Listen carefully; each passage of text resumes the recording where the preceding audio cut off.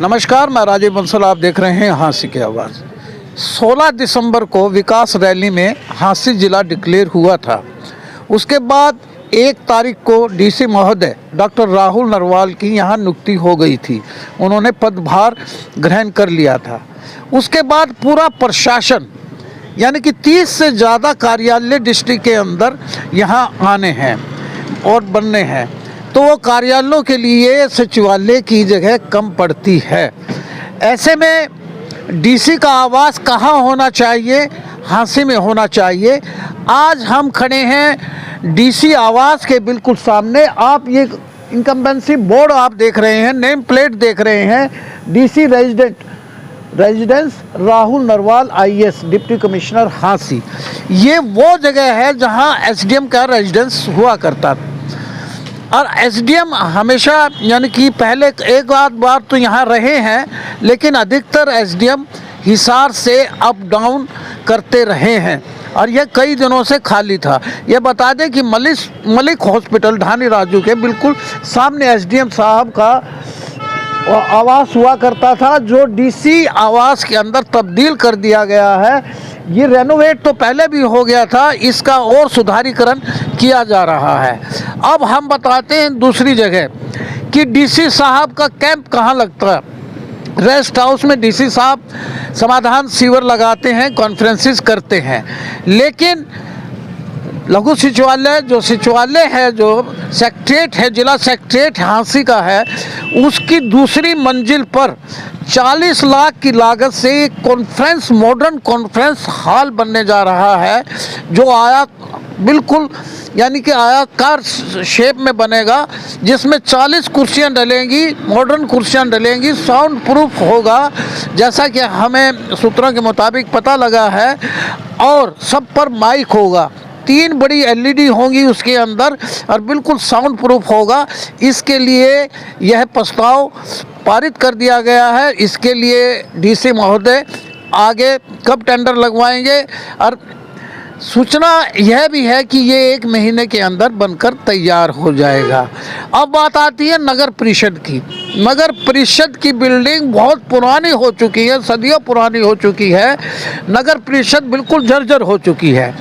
नगर परिषद ने बिल्कुल यहाँ फायर ब्रिगेड का ऑफिस जो कार्यालय है, उसके साथ में एक कॉम्प्लेक्स बनाया था, शॉपिंग कॉम्प्लेक्स बनाया था, जो चला नहीं, जर्जर हो गया था। तो नगर परिषद भी कयास लगाए जा रहे हैं कि फरवरी महीने में शिफ्ट कर जाएगा। उसकी ऊपरली मंजिल पर प्रेसिडेंट बैठेंगे, नगर परिषद के चेयरमैन, वाइस चेयरमैन, ईओ और सेक्रेटरी का ऑफिस होगा, और नीचे वाली बिल्डिंग के अंदर वहाँ पर अकाउंट्स ब्रांच होगी, अन्य ब्रांचेज होंगी। नगर परिषद कार्यालय कई बार उसकी छत गिर भी चुकी है। अब हम और बताते हैं बस स्टैंड के बारे में नई सूचना हम आपको देते हैं कि बस स्टैंड के ट्रांसपोर्ट से जो ऑफिसर हैं ट्रांसपोर्ट के, उनके पास लेटर गया है कि ये अपग्रेड होना चाहिए। बस स्टैंड डिस्ट्रिक्ट लेवल का होना चाहिए। डिस्ट्रिक्ट लेवल का बस स्टैंड यानी कि डिपो लेवल से डिस्ट्रिक्ट लेवल पर अपग्रेड हो।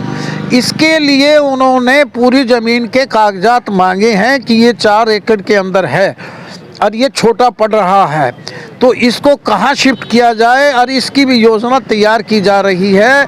ट्रांसपोर्ट सेक्रेटरी के पास ये कागजात उन्होंने मंगवा लिए हैं कि इसकी देखिएगा कि इसकी पूरे एवेन्यूज़ देखिए कि यहाँ पर डिस्ट्रिक्ट यानी कि बस स्टैंड बनने लायक है या नहीं। अगर नॉर्म्स पूरे नहीं करता है तो इसे भी शिफ्ट कर दिया जाएगा। अब बता दें कि सहकारिता रजिस्ट्रार ऑफिस होता है, रजिस्ट्रार कोऑपरेटिव सोसाइटी, ये एक ऑफिस होता है, लेकिन वहाँ सेक्रेटरीट के अंदर उसके लिए भी जगह नहीं है। उसके लिए भी जगह तलाश ली है। गैस एजेंसी रोड के ऊपर एचडीएफसी बैंक जो पहले हुआ करता था, वो वहाँ शिफ्ट कर गया है। उसके साथ यानी कि वहाँ एक किराए की बिल्डिंग में रजिस्ट्रार कोऑपरेटिव सोसाइटी का ऑफिस की जगह चिन्हित की गई है।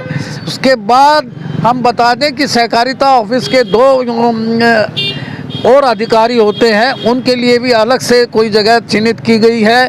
फिर बताएं कि कृषि विभाग जो उपमंडल कृषि विभाग है, वो अनाज मंडी के सामने उसका ऑफिस होता था, तो उसको भी नई सब्जी मंडी जहां कार्यकारी अधिकारी बैठते हैं, एक्सियन बैठते हैं मार्केटिंग बोर्ड के, वहां शिफ्ट करने की यानी कि बात चल रही है और लगभग तय हो गया है। इस तरह से 30 से ज़्यादा अधिक ऑफिसेस डिस्ट्रिक्ट में आने हैं, लेकिन ये बिल्डिंग यानी कि जो है पर्याप्त नहीं है, सारा रिसफल हो रहा है। डीसी महोदय यहाँ बैठेंगे और इसका रेनोवेशन होगा।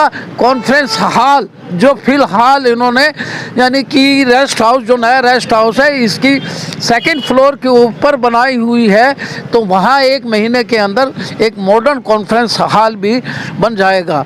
इस तरह से धीरे धीरे ऑफिसेज आने शुरू हो गए हैं। बिल्डिंग पर्याप्त नहीं है, इसके लिए जगह तलाशी जा रही है, कोई और यानी किराए की बिल्डिंग तलाशी जा रही है।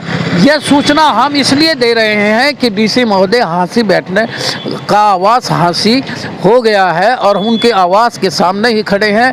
डीसी साहब कब यहाँ पदार्पण करेंगे यह तो देखने वाली बात है। फिलहाल काम चल रहा है, रेनोवेट चल रहा है। देखते रहिए हांसी की आवाज़। एक बड़ी सूचना हम आप तक पहुंचाने का कष्ट कर रहे हैं। वीडियो को ज़्यादा से ज़्यादा शेयर कीजिए, हमारे पेज को फॉलो कीजिए और बताएं कि एसडीएम साहब को भी हांसी बैठना चाहिए या नहीं, ये भी देखते हैं। Your skin needs some love and care, and you can give it with Encyclo Scargul Cream. Market में आर्टिफिशियल केमिकल वाली स्कार क्रीम से मिलती है, जो थोड़े टाइम के लिए अच्छा रिजल्ट तो देती है, बट लॉन्ग टर्म के लिए it's not good for your skin. इसीलिए मैं यूज करती हूँ Encyclo Scargul Cream. It is a triple action formula which helps to reduce scars, restore glow, and even tone skin. And the best part, it is completely Ayurvedic, made with natural ingredients. So no chemicals and no side effects. And say no to scars and yes to Encyclo Scargul Cream.